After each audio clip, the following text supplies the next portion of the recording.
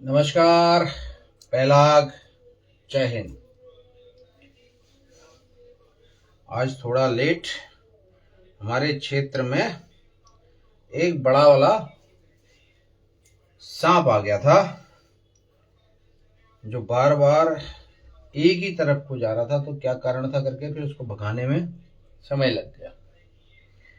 अब हमने नगर निगम में कहा है कि भाई झाड़ियां इतनी हो गई हैं सड़कों पे, सड़क वैसे कवर हो गई है तो सांप बिच्छू और कीड़े घर के अंदर आ रहे हैं जो आउटर क्षेत्र है उनमें, क्योंकि वहां पे अभी प्लॉट खाली है और बहुत ज्यादा मात्रा में झाड़ियां उगी हुई हैं। जो नगरीय क्षेत्र है वहां मकान बने हैं तो वहां पानी रुकने की जो बदबू आती है, जो कीड़े आते हैं वो अलग है, लेकिन जो यहाँ का क्षेत्र है उसमें बड़ी दिक्कत है।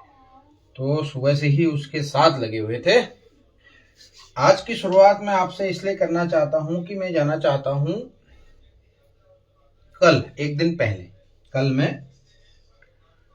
अल्मोड़ा गया था। अल्मोड़ा और जहां मैं गया था वो स्टिकर से आप समझेंगे। स्टिकर में मैं उस व्यक्ति से मिलने गया था जो हमारे गिरदा, जिसको आप बहुत अच्छे से जानते हो, जिनके गाने बहुत हैं, उन्हीं के समकक्ष एक और कवि हुआ करते थे, साहित्यकार हुआ करते थे। उन्होंने अपना जीवन जो है वो पूर्णतया यहाँ के समाज और यहाँ की संस्कृति, यहाँ की परंपरा, उसके लिए अपना जीवन न्यौछावर किया था। तो उनको श्रद्धा सुमन अर्पित करने गए थे कल हम। तो जुगल किशोर पेटशाली जी के जो पैतृक आवास है वहां पे गया था, चितई पेटसाल, और वहां जाकर हमने श्रद्धा सुमन अर्पित किए। और जब मैं जा रहा था और आ रहा था तो मैं कल का पूरा एक वृत्तांत आप लोगों को बताना चाहता हूं, क्योंकि एक तो हम नमन करते हैं कि ऐसे साहित्यकार जो हमारे बीच में थे, 80 साल की उम्र में उनका स्वर्गवास हुआ है और उन्होंने अपना पूरा जीवन हमारी संस्कृति, हमारे वाद्य यंत्रों, हमारी पांडुलिपियों और हमारी जितनी भी धरोहर हैं, किताबें हैं, भाषा है, वो सब बचाने के लिए और उसको प्रचार प्रसार करने में अपना जीवन न्यौछावर किया था और अंतिम समय तक वो कार्य कर रहे थे। बड़ा अच्छा लगा उनके परिवार से मिलके, उनके लोगों से मिलके और उनके बारे में और अधिक जानकारी मिलके। कभी ऐसा मौका मिले उनके परिवार वालों के साथ मिलने का तो उनकी पूरे एक वृत्तांत हम आपको जरूर बताएंगे। तो इस प्रकार से हम कल की घटना का उल्लेख करते हैं। तो कल हम जब पहुंच गए तो स्टार्टिंग मेरी यहीं से हो जाती है सुबह से। तो जो पहाड़ की स्थिति है, जब हम रानीबाग से ऊपर को जाते हैं, बड़े बड़े गड्ढे चेसेस गाड़ियों के नीचे लग रहे हैं, इतने बड़े गड्ढे हो रखे हैं। पानी है सड़कों पे, जाम लगा हुआ है सड़कों पे कल, जबकि अभी टूरिस्ट सीजन नहीं है, लेकिन काफी लोग आए हैं बाहर से। और कल जो था वो मंगलवार था। हमारे पहाड़ में, कुमाऊं में कभी भी जब किसी के घर में मृत्यु होती है तो वो उनके घरों में सिर्फ मंगल, बृहस्पति और जो है शनिवार को ही जाते हैं। सोमवार, बुधवार और जो प्रक्रिया है उसमें नहीं जाते, जिसको हम बार और अबार बोलते हैं हमारे पहाड़ी समाज में। कुनान कि 12 दिन न धन कह या मैल दिन है, हमारे यहाँ मैल दिन कुनान, श्रद्धा सुमन, जो एक अभी प्रचलित शब्द है हिंदी में।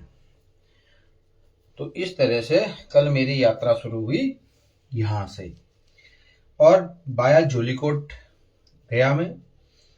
नैनीताल का जो ऊपर वाला क्षेत्र है किस दिन गिरेगा, ये बड़ा एक हमारे लिए दर्दनाक घटना होगी। जिस प्रकार से भूस्खलन की घटनाएं हो रही हैं और पानी का प्रवेग वेग जो है वो बहुत ज्यादा है। नीचे को जब पानी आ रहा है, वहां से आगे बढ़ते हैं तो गेठिया की तरफ, और आगे में बहुत ज्यादा आबादी बैठ गई है, बड़ी बड़ी बिल्डिंगें बन गई हैं।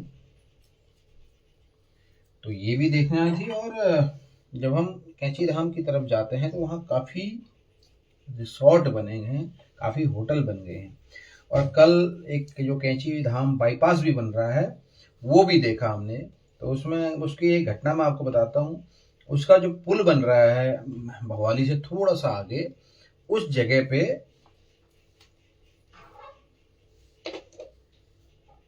भूस्खलन होना शुरू हो गया है। जमीन हरी मिट्टी की है। कैसे उस जगह को फाइनलाइज किया गया, क्योंकि दीवारें गिरने लगी हैं, कटान हो रहा है।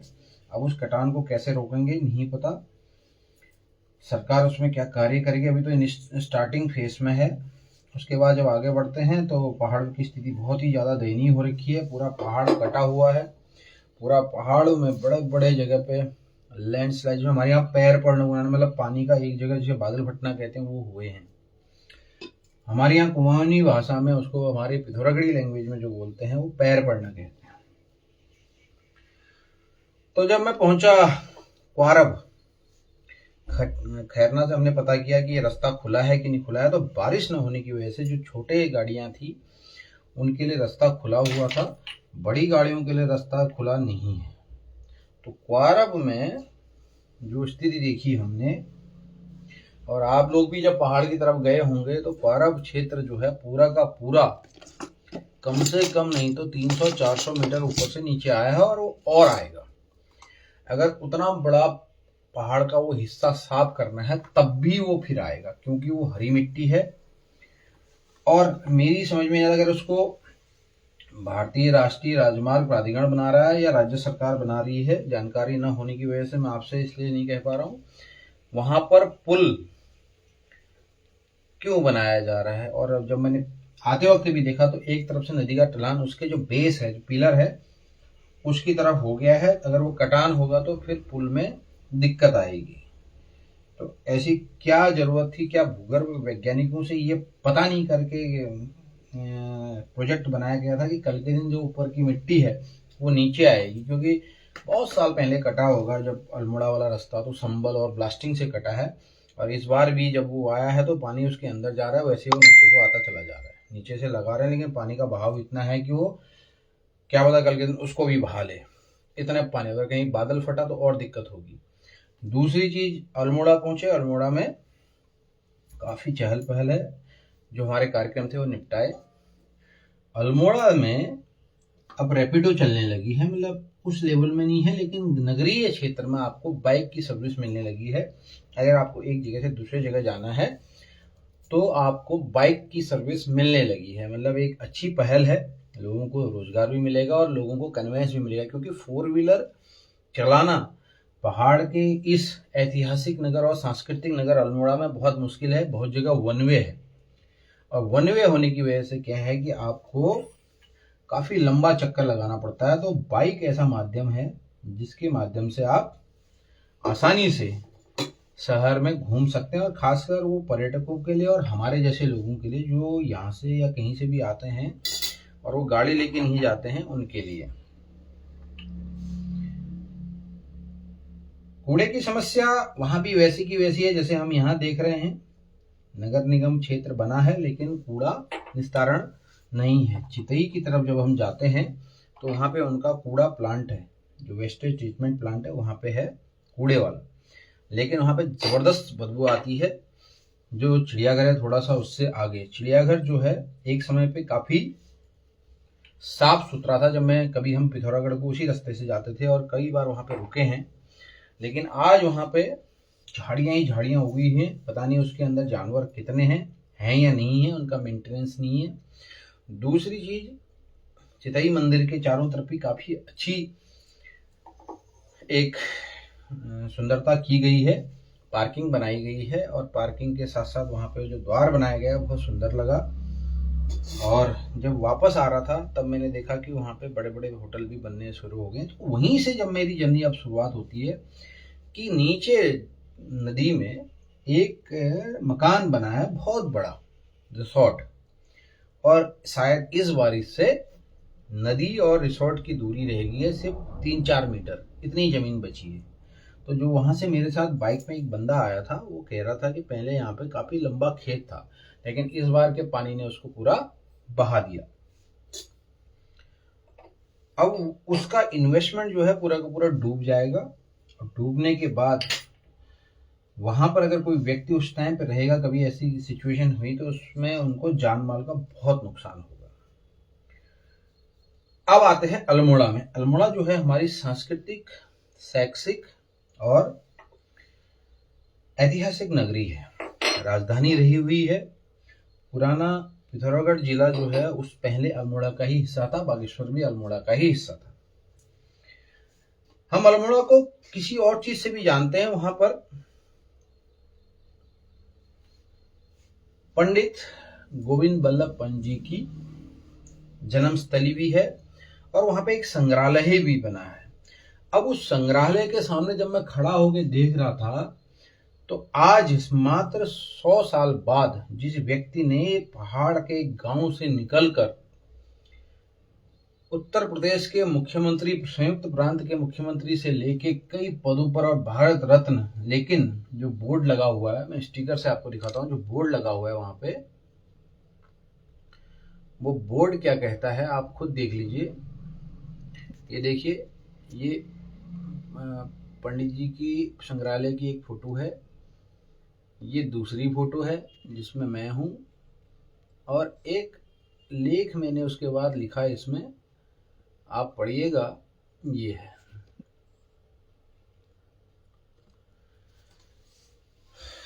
ऊपर वो संग्रहालय है पंडित जी का, यहाँ पे मैं खड़ा हूं, वहां पे पीछे की तरफ मैंने भी फोटो खींची। अब यहाँ पे न भारत रत्न लिखा हुआ है, न उनके बारे में पूरा इतिहास लिखा हुआ है। ये इतिहास मैंने पूरा इंटरनेट से निकाला है। अगर ये वहां पर लिखा होता तो लोग रुकते, हमारे बच्चे रुकते, वो जानते उनका संघर्ष कितना बड़ा था, और उस संघर्ष से निकलकर पंडित जी जो हमारे गोविंद बल्लभ पंत जी हैं वो कहाँ पहुंचे थे। अगर मैं देखूं तो ग्राम खुंड जो एक जगह है, कितना दूरस्थ क्षेत्र रहा होगा जब वो पैदा हुए होंगे 18वीं शताब्दी में, और वहां से पैदल, उस समय गाड़ियां नहीं हुआ करती थी, घोड़ा गाड़ी और पैदल से ही लोग यात्रा किए करते थे, और वो ब्रिटिश काल का जमाना था। वहां से निकलकर अपनी नाना जी के द्वारा पढ़ाई करके, क्योंकि पिताजी की मृत्यु पहले हो गई थी, तो नाना जी के द्वारा पढ़ाई करके वो चले गए थे इलाहाबाद। और इलाहाबाद में जब उन्होंने अपनी वकालत की पढ़ाई पूरी की, तो वकालत करने के बाद उनको जो अवार्ड मिला, उस टाइम पे जो अवार्ड चलता था कि भाई जो सबसे अच्छा करेगा वकालत में उसको हम एक अवार्ड देंगे, तो अवार्ड का नाम था लैमडेंस अवार्ड। कोई बहुत बड़ा वकील रहे होंगे जिनके नाम से अवार्ड है, ब्रिटिश देते थे। तो इतने जबरदस्त वकील बन गए थे, इतने अच्छे अच्छे वो वहाँ के विद्यार्थी थे कि वो अवार्ड जीत के आए। हमें नहीं पता, आज पहली बार मैं भी देख रहा हूँ। दूसरा, वहां से निकलने के बाद वो अल्मोड़ा आए, वहां उन्होंने वकालत शुरू करी। साथ में वो काशीपुर गए।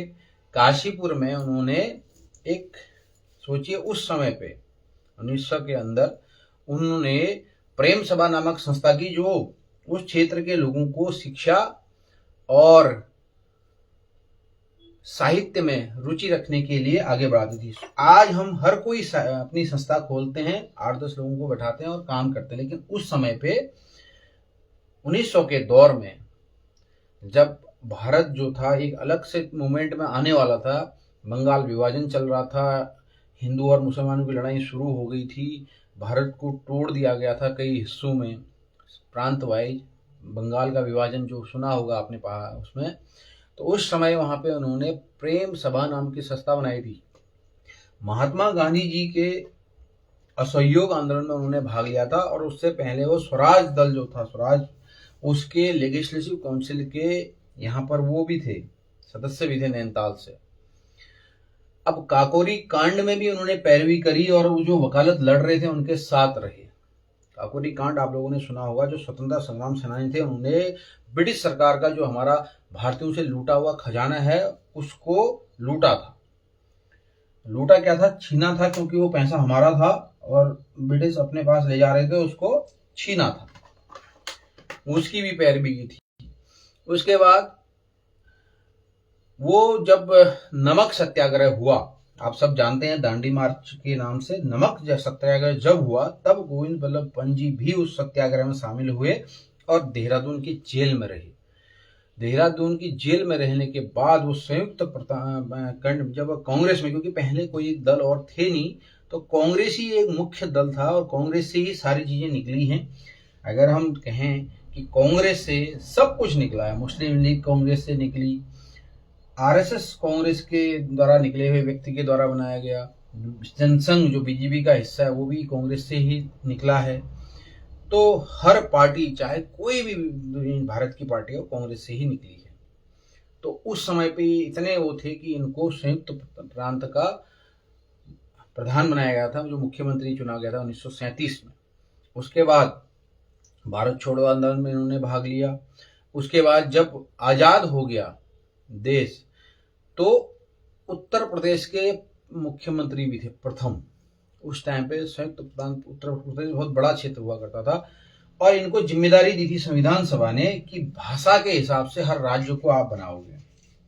राज्यों का एकत्रीकरण तो सरदार वल्लभ भाई पटेल जी ने किया था, लेकिन भाषा वाइज, अगर आज हम भाषा वाइज हैं यहाँ पे पूरे देश में, तो उसका श्रेय जाता है श्री गोविंद वल्लभ पंत जी को, जो भारत रत्न है।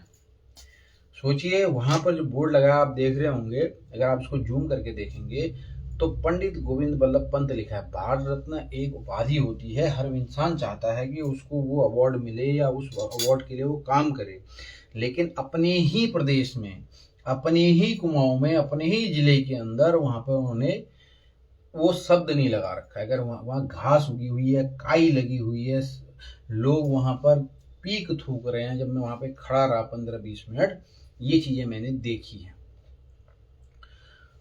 भारत उसके बाद ये यहाँ के चौथे गृह मंत्री बने, और गृह मंत्री रहती हुई ही इनकी मृत्यु हुई थी।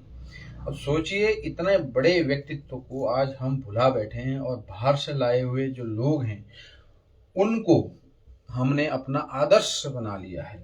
उनकी फोटो, मूर्तियां हम लोग हर जगह चलाते हैं, हर जगह करते हैं, हर जगह बना रखे हैं, हर जगह स्थापित कर रहे हैं, लेकिन अपनी जो इतने बड़े व्यक्तित्व हैं, वैसा ही लोहाघाट में कालू महर जी हैं, जो बहुत ही बड़े क्रांतिकारी थे उस लेवल के 1857 में, जहां पे रानी लक्ष्मीबाई, तात्या टोपे और इन लोगों का नाम आता है, मंगल सिंह, अपने मंगल पांडे, इन सब का नाम आता है, उसी में आता है कालू महर जी का नाम। लेकिन आज न हमारे बच्चों को पता है, न हमारे साहित्य में है, न किताबों में पढ़ाया जाता है।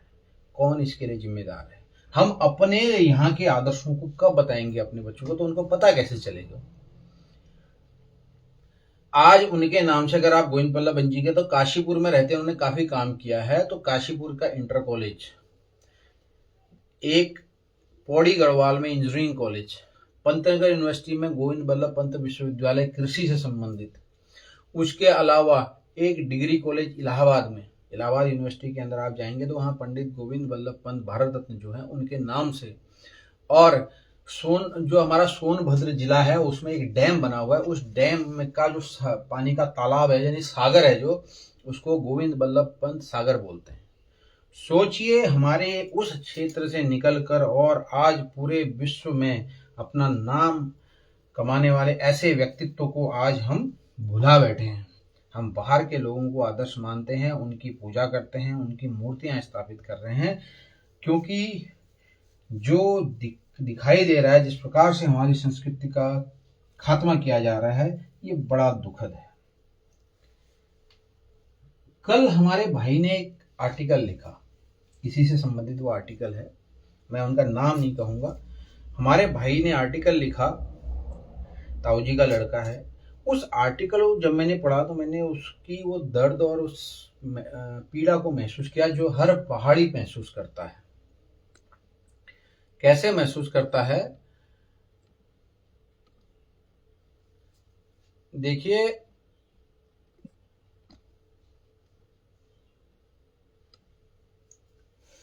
बात है मेरे गृह जनपद पिथौरागढ़ जिले की।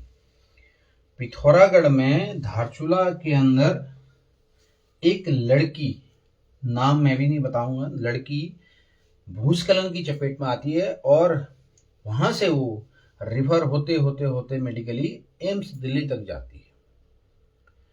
और जब वो नहीं बचने के चांसेस होते हैं, तो सोचिए उस आपदा में, जिस प्रकार से आज धराली, थराली, साल्टीखेन, हमारे मुंशियारी, धारचूला, चमोली और जौनसार वाले क्षेत्र में जिस प्रकार से घटनाएं हुई हैं, और मीडिया हाईलाइट में थराली और धराली, जो हमारा उत्तरकाशी की झील है, हर्षिल वाला क्षेत्र बहुत ज़्यादा, मुंशियारी है, देवत गांव पिथौरागढ़ का है, जो अभी छाए हुए हैं, उनमें जो दुर्घटना की शिकार हुई उस आपदा की एक जीगी जागती मिसाल है। उसने एम्स दिल्ली में जब अपने अंतिम क्षण में थी, सोचिए 19 साल की बच्ची अपना आंखें जो हैं वो डोनेट कर देती है। कितनी बड़ी बात है हम सबके लिए। पहाड़ की एक बेटी जो आपदा में अपने परिवार को खो देती है, आपदा में अपना सब कुछ खो देती है और अपना जीवन भी खो देती है, लेकिन जाने से पहले वो किसी के लिए आंखों की ज्योति बन के जाती है। ये है समर्पण हमारे पहाड़ की महिलाओं का। मैं सैल्यूट करता हूँ, उनको नमन करता हूँ। अगर उनकी कहीं फोटो मिलेगी कहीं पे, वो मैं भाई से बात करूंगा, क्योंकि अभी बात हो नहीं पाई है। इतनी ही मैंने उनका पढ़ा, तो ये चीज़ें बहुत ही हमें प्रेरणादायक होती हैं। और यही चीज़ हमारे, सोचिए अभी थराली में जो हुआ है, वहाँ पर जान माल का तो नुकसान कम हुआ है, एक बहन एक बेटी की जान गई है, वो भी 18 से 20 साल के बीच की थी। लेकिन जो मकान टूटे हैं और जिस मकान में हमारी वो बेटी मरी है या उसकी मृत्यु हुई है, उस मकान का तहस-नहस हो गए हैं कई मकान। लोग छोड़ के भाग गए थे क्योंकि पहले सूचना मिल गई थी। लेकिन आज स्थिति ये है कि अब क्या उस मकान में वो दोबारा रह पाएंगे? क्या उस जगह पे वो जाके उस शांति से जी पाएंगे? हमारे पहाड़ के लोगों का जो जीवन है बहुत ही दुस्वर है, और उसको जो विस्थापित करने की जो जगह थी, उधम सिंह नगर और हरिद्वार जो मैदानी जिले हैं, पहले से ये प्रक्रिया चल रही है। तो सोचिए उसको सरकार ने भू कानून से बाहर निकाल रखा है ताकि वो यहाँ पर बाहरी लोगों को बसा सके। तो कहाँ है हमारा सशक्त भू कानून? जब मैं वापस आया, एक आपको घटा दें, जब मैं वापस आया तो क्वारक पुल पर मैंने देखा कि जो मूवमेंट है बड़ा खतरनाक है, और ऊपर से पत्थर आ रहे हैं, छोटे छोटे छोटे छोटे, विसिल बज रही है, पुलिस अपना कार्य कर रही है। और यहाँ पे मैंने जब वहाँ से वापस आया तो ये चीज़ें खरीदी। मैं पहुंचा गर्म पानी में, जो पकौड़ी और रायता खाते हैं, मैंने भी खाया, बड़ा टेस्टी होता है। बहुत दिनों बाद गया था उस क्षेत्र से, तो ये चीज़ें खाते हैं। आजकल आपको गर्म पानी में मूंग के पकौड़े भी मिल जाएंगे, क्योंकि पहले वो कैंची में चलते थे, अब मूंग के पकौड़े वहाँ भी बनने लगे, हमने भी खाए। अब वहीं पे मैंने फिर, आप फोटो में देख रहे होंगे, ककड़ी खरीदी जो घर में खाते हैं हम लोग। अब हमारे गांव में पहले बहुत ककड़ी होती थी, लेकिन बंदर होने की वजह से और लंगूर होने की वजह से अब वहाँ कुछ नहीं हो पाता। तो यहाँ पे हुई है, तो दुकान में फ्रेश ककड़ी थी, बिल्कुल हरी, जिसको हमारे यहाँ कहते हैं कि छिनु, मतलब कम एज की, तो बड़ा टेस्टी होती है वो। और रायता बनाने के लिए पीली ककड़ी में खरीदी। तभी मुझे दिखा कि मैंने पूछा है कद्दू कहाँ गया, कद्दू कहाँ छ, बोला ये पहाड़ छ, इल्ला सब सामान पहाड़ छ। मैंने ठीक है कद्दू ले जाए। मैं क्या है, पहाड़ी कद्दुआ साग और पहाड़ी कद्दू की सब्जी बिल्कुल अलग होती है। वहीं पे तुरई रखी हुई थी, मैंने कहा तुरई कितने कौन है बोला, लेकिन वो पुरानी हो गई थी, मतलब टाइट वाली तोड़ी थी, तो मैं लाया नहीं। वहीं पे लौकी रखी थी, बड़ी टेस्टी होती, खुशबू भी उसकी पहाड़ी आ रही थी। क्योंकि जब आप यहाँ मैदानी क्षेत्रों में लौकी लेते हो, और पहाड़ की लौकी की स्मेल से पता चल जाता है कि कितनी टेस्टी है। वहाँ पे आलू भी रखे हुए थे। अब पहाड़ी आलू नॉर्मली जो है वो महंगे होते हैं, नॉर्मल जो यहाँ देसी आलू आता है या फिर बाहर का जो आलू आता है उससे महंगे होते हैं, लेकिन इनके अंदर स्टार्च और ये सब चीज़ें ज़्यादा होती हैं, तो इसकी डिमांड ज़्यादा है। वो भी लाया 5 किलो। उसके साथ भुट्टा लाया, तो पहाड़ी भुट्टा सर उधली, वो दुकान घर से लेके आया था एक व्यक्ति, 6 साढ़े 6 बजे वहाँ छोड़ने के लिए आया था। तो मैंने बोला कि जब 5 रुपया एक, यानी एक भुट्टा 5 रुपया। और वो उसने खोल के दिखाया, खोल के दिखा के जब उसने दाना तोड़ा उसका, तो उसकी स्मेल जो थी वो मुझे अपने बचपन में ले गई, जब हमारे घरों में खेतों में इतने भुट्टे होते थे कि हम खा नहीं पाते थे। और आज ये हालत है, अगर आपने भुट्टे के 10 पेड़ भी लगा दिए तो एक पेड़ आपको नहीं मिलेगा, बंदर खा जाएंगे, पेड़ खा जाएंगे, क्योंकि उनके अंदर रस होता है, लंगूर खा जाएंगे और सुअर खोद के चला जाएगा। ये स्थिति है आज पहाड़ के, हमारे गृह जनपद के, मेरे गांव की। तो इतनी चीजें मैं लाया। मैंने उनसे बातचीत करी, मैंने पूछा भाई ये आपको मिल रहा है, ये पहाड़ी है, सब कुछ ठीक है, मैं कह रहा हूँ आप क्या हो? दुकानदार बोला यार मैं तो पहाड़ी छूँ। मैंने कहा पहाड़ी छो तो पहाड़ी को में शर्म ऊँची? बोला नहीं शर्म न। मैंने कहा हम तो पहाड़ी हिंदू घूम रहे हैं। बोला यार सही को मर जा तुम। वो बंदा समझ गया, दुकानदार जो जोशी जी थे, तो जो रेट इन्होंने लगाए थे, बोला भाई साहब हम आपसे अब इससे रेट भी कम लेंगे। मैंने कहा दाजू जितना इतना रेट है उतना तो मुझे देना पड़ेगा। मैंने गूगल पे किया, उनको दिया, लेकिन फिर उन्होंने कहा कि आप हमारे घर में बैठो चाय पे। फिर उन्होंने बोला कि पहाड़ी हिंदू वर्ड मैंने पहले भी सुना है, कोई पर्चा दे गया था यहाँ पे मुझे। मैंने कहा मैं आपको बताता हूँ। फिर मैंने उनको पर्चा भी दिया। मैंने उनसे बोला कि ये है ये है। बोला बिल्कुल सही बात है, यहीं इसी गर्म पानी में, बोला बाहर के लोग अब बड़े बड़े होटल और रिसोर्ट बना रहे हैं, और वो इतने ज़्यादा उसको कर रहे हैं कि लोगों को उस क्षेत्र में जाने में डर लग रहा है। गुंडे टाइप के लोग आए हुए हैं। और दूसरा क्या है, पानी का जो कनेक्शन है वो अब हमारे यहाँ कम हो गया है। जो पहाड़ से ग्रेविटी बेस से पानी आता है, बोला वो कम हो गया है। मैंने कहा और क्या समस्याएं हैं? बोला हमारी कोई नहीं सुनता है, लेकिन इनकी सुनते हैं। मैंने कहा बहुत अच्छी बात। मैंने कहा गरम आपका कैंची धाम तो नज़दीक है, लोग यहाँ भी आते होंगे, और अल्मोड़ा वाला मुख्य बाजार है। बोला दाजू आपकी बात सही है, लेकिन वो चहल पहल अब यहाँ पे नहीं है जो चहल पहल पहले होती थी, क्योंकि बड़े प्रतिष्ठान में दिखावा ज़्यादा होता है। लोग जो आते हैं अपनी फैसिलिटी के हिसाब से। अब हमारे पास बोला उतने संसाधन नहीं है। जो मकान है उस इसी दुकान से हमारा परिवार चलता है, बच्चे पढ़ते हैं, सब कुछ चलता है।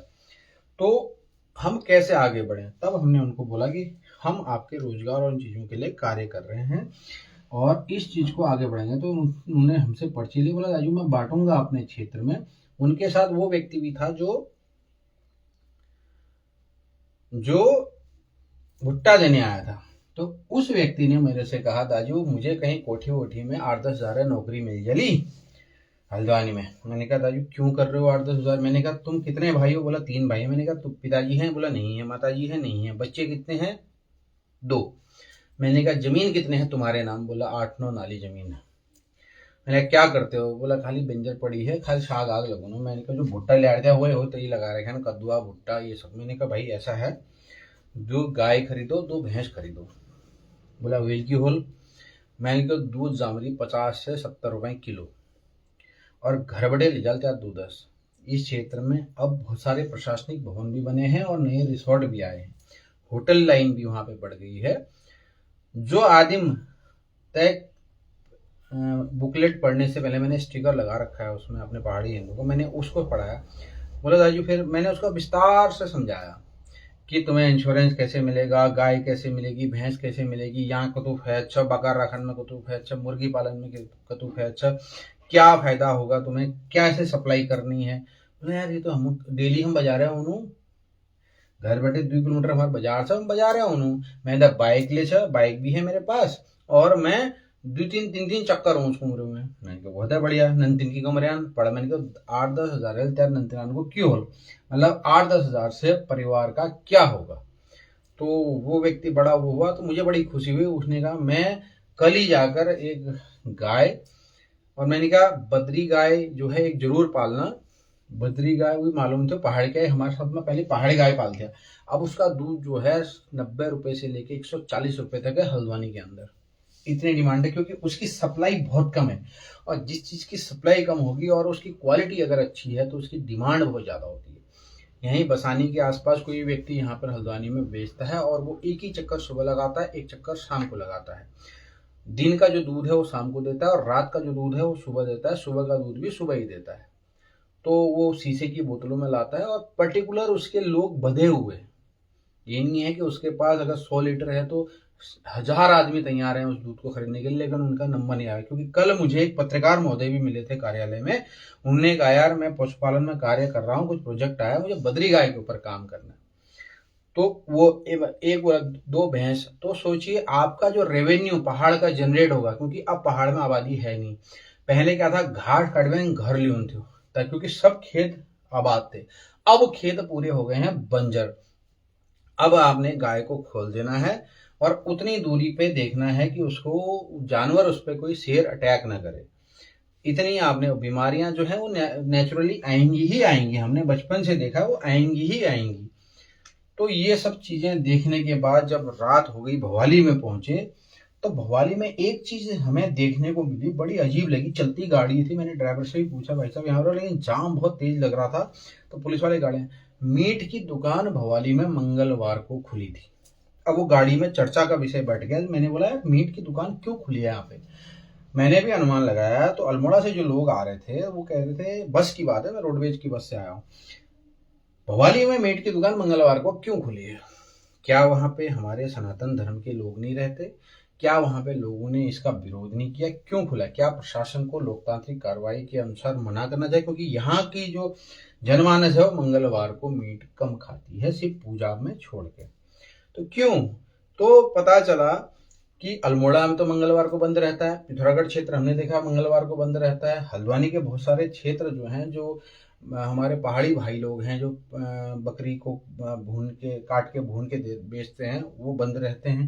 तो मंगलवार को अधिकांश क्षेत्र जो है पर्वतीय क्षेत्र का, वो बंद रहता है। तो एक चर्चा का विषय बन गया कि क्यों ऐसा हो रहा है, क्यों खुली है। तो हमने कहा भाई विरोध करना चाहिए लोगों को, मंगलवार को बंद होनी चाहिए दुकानें, क्योंकि यहाँ पे अधिकांश लोग पर्वतीय क्षेत्र के निवासी हैं। फिर वहां से हम चल दिए जोलीकोट की तरफ। तो जोलीकोट से वहां पे चाय पीने के लिए कभी कभी गाड़ियां रुकती हैं, लेकिन वो कल नहीं रुकी। तो मेरा विषय था कि लोगों से चर्चा करेंगे इस बारे में। तो लाइटिंग जो देखी और नैनीताल का जो पोर्शन देखा, वो बड़ा अच्छा दिख रहा था रात को, लेकिन वो इतना खतरनाक स्थिति में पहुंच गया है कि नीचे लैंडस्लाइड होगा तो पूरा का पूरा वो हिस्सा नीचे आएगा और हजारों लोगों की जान जा सकती है। और हल्द्वानी पहुंचने के बाद जब हम रानीबाग क्षेत्र में पहुंचे, तो कुछ चीजें बड़ी अजीब लगती हैं कि लोग नशा करने के लिए बाहर गाड़ियों में, बाइक में, बच्चियां जो हैं वहां तक पहुंची हुई हैं रानीबाग से ऊपर के क्षेत्र में, रात के 8 से 9 बजे के बीच में। अब जब ये चीजें, नशा वहां फैल रहा है, तो पुलिस कहाँ है, पुलिस प्रशासन कहाँ है? क्योंकि वो खुलेआम ऐसे गाड़ी चला रहे हैं, कभी आड़ा तिरछा गाड़ी वाला बचा रहा है, कोशिश कर रहा है, किनारा मोड़ों पे आपके लोग नशा कर रहे हैं, खुलेआम दारू पी रहे हैं गाड़ी के छत पे गिलास रख के। तो ये चीजें, काफी चीजें देखी मैंने कल, जो मैं एक अल्मोड़ा यात्रा में। लेकिन सबसे अजीब स्थिति 3 रही। पंडित जी का जो संग्रहालय है वो, दूसरा जो आपका पहाड़ी ककड़ी और पहाड़ी हिंदू वाला शब्दांश है वो, क्योंकि कल 2 लोगों को मैंने कन्वेंस किया है, तो हो सकता है आज काफी लोग उनसे बातचीत करेंगे। तीसरा, जिस प्रकार से हमने देखा है पहाड़ में एक होटल राजनीति आई है, और होटल राजनीति ने क्या किया है कि वहाँ पे जमीनें कब्जाई हैं, लेकिन वहाँ पे अगर किसी की जमीन बह रही है, उस आपदा के क्षेत्र में है, तो वो अपने लिए एक बहुत बड़ी आपदा का वो कर रही है, क्या इंतजार कर रही है कि कहीं कल बादल फटा, कोई दिक्कत हुई तो बहुत बड़ी क्षति होगी। और फिर मैं पेटसाली जी को नमन करूंगा, उनके बारे में काफ़ी कुछ जानकारी मिली। कभी ऐसा मौका मिला तो मैं अपनी पूरी टीम के साथ वहाँ पे जाएंगे और बातचीत करेंगे। आपको बता दूं, पूरा का पूरा जो संग्रहालय बना है देहरादून में, वो हमारे पेटसाली जी के नाम से बना है, और उनके बारे में आप पूरी जानकारी, कभी आप देहरादून जाते हैं तो वहाँ देख सकते हैं। तो क्यों बना, अपना क्षेत्र छोड़ के, काफ़ी बड़ा विषय है चर्चा का। इस बारे में किसी और दिन बात करेंगे। ये था एक छोटा सा वृत्तांत, जिस प्रकार से व्यक्ति आगे बढ़ रहा है और हमने किस प्रकार से अपने पर्वतीय क्षेत्र के समाज को आगे बढ़ाना है। विरोध है हमारा गणेश विसर्जन को लेके, क्योंकि आपको मैं बताऊं, आप भी जरूर अपनी राय रखिएगा, क्या पहाड़ में जहां उनकी उत्पत्ति है वहां पर गणेश विसर्जन होना चाहिए? ये बड़ी एक बात है कि आज आप देखिएगा, कल से गणेश मूर्तियां जो हैं वो आनी शुरू हो गई हैं और आज स्थापित भी हो गई हैं। और जिस प्रकार से 31 तारीख से इनका विसर्जन शुरू हो जाएगा पर्वतीय क्षेत्र में, जबकि ये हमारी संस्कृति नहीं है, हमारी परंपरा नहीं है। गणेश जी हमारे यहाँ पैदा हुए हैं, उनका यहाँ मंदिर है, उनका घर है। शिवजी पार्वती हमारे यहाँ रहते हैं, कैलाश हमारे मानस खंड में है, उनका तपस्या धाम केदार खंड में है, और ये जो पूरा का पूरा क्षेत्र है वो शिव और पार्वती और गणेश जी और विष्णु जी का जगह है, वो यहाँ रहते हैं। तो उनका हम यहाँ विसर्जन कैसे कर सकते हैं? कई लोगों से हमारी बातचीत हुई है, कई धर्माचार्यों से, पंडित लोगों से, शास्त्री लोगों से हमने बातचीत की है। कई जगह उन्होंने ये जरूर कहा है कि शास्त्रों में कहीं भी वर्णन नहीं है कि यहाँ पर उत्तराखंड के अंदर गणेश जी का विसर्जन हो। हाँ, महाराष्ट्र के अंदर ऐसा है कि जब अपने भाई कार्तिकेय से मिलने दक्षिण भारत की तरफ गए थे, जो भारत का दक्षिण का हिस्सा है उस तरफ गए थे, तो वो महाराष्ट्र भी गए थे, तो महाराष्ट्र के लोगों ने उनको आने से मना किया था कि आप यहीं रह जाइए। तो उन्होंने कहा कि मैं हर साल यहाँ पे आऊंगा, तो इसीलिए वो लोग वहां पे वो परंपरा को निभाते हैं कि अगले साल आप जल्दी आना। उसके बाद जब वापस आए थे तो इसमें विंध्याचल पर्वत की एक बहुत बड़ी कहानी है और उसको लेके हम आज ज्ञापन दे रहे हैं और इसका हम विरोध करते हैं कि इस उत्तराखंड के अंदर कल एक हमारे बंधु से हमारी चर्चा भी हो रही थी। वो कह रहे थे कि यहाँ पर गणेश जी को शीतल जल में डुबकी लगाई थी भगवान व्यास ने जब वो महाभारत लिख रहे थे। तो सोचिए, हम आपसे निवेदन करते हैं कि आप गणेश जी का नदी और नालों में विसर्जन मत करिए, ये हमारे आराध्य हैं। आपको अगर ऐसा कुछ करना है तो आप एक जंगल के अंदर परमिशन लेके शासन और प्रशासन के द्वारा वहां पर अपनी मूर्तियां किसी पेड़ के नीचे रखिए, क्योंकि ये मूर्तियां जो बनी है वो प्लास्टर ऑफ पेरिस से बनी है और जहां पे इनका विसर्जन हो रहा है उस पानी को हम लोग ग्रहण करते हैं। उसमें कई ऐसे केमिकल होते हैं जो हमारे शरीर के अंदर भी जाते हैं। पर्यावरण की दृष्टि से भी ये चीज सही नहीं है, क्योंकि पहले गोबर गणेश और घास के गणेश जी बनते थे। अब फिर एक व्यक्ति ने हमें, कल पहाड़ के व्यक्ति ने तर्क दिया कि आपके हमारे यहाँ भी तो गौरा और महेश को विसर्जन करते हैं। मैंने कहा भाई साहब शायद आप गलत हैं, हमारे यहाँ विसर्जन नहीं कहते, जिसको हमारे यहाँ गमरा कहते हैं। हम उनका सहलाते हैं मतलब पीपल या बट पेड़ के नीचे उनको रखते हैं और वहां पे पानी की धार देते हैं। धीरे धीरे प्राकृतिक जो प्रोसेस है, घास अपने आप खत्म हो जाती है। हम उनका नदी नालों में विसर्जन नहीं करते हैं। तो हम इस चीज को विरोध कर रहे हैं और इसको प्रमुखता से उठाएंगे। आज सिटी मजिस्ट्रेट के द्वारा हम एक ज्ञापन दे रहे हैं। जितने भी हमारे हल्द्वानी क्षेत्र के लोग हैं उनसे निवेदन है, आप आइए। अपनी संस्कृति, अपनी परंपरा को बचाने के लिए हमको सड़कों पे उतरना पड़ेगा, आंदोलन करना पड़ेगा, धरना देना पड़ेगा।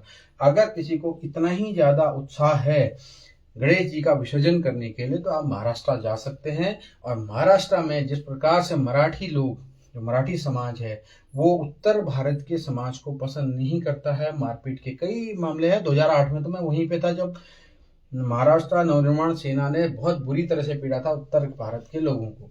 तो आपसे निवेदन है कि गणेश जी का विसर्जन मत करिए। आप कहीं एक जगह उनको बनाइए जंगल के अंदर, और आजकल तो मशीनरी भी है, आधे घंटे में वो चीजें तलाते हैं और शीतल जल से उनको नहलाइए और वहां पे स्थापित उनको रख दीजिए, जिसे हमारे यहाँ सेलाना कहते हैं, यानी रख दीजिए। वो प्राकृतिक रूप से अपने आप खत्म होना शुरू हो जाएंगे। तो ये चीजें थी। तो आप लोगों से बहुत बहुत धन्यवाद।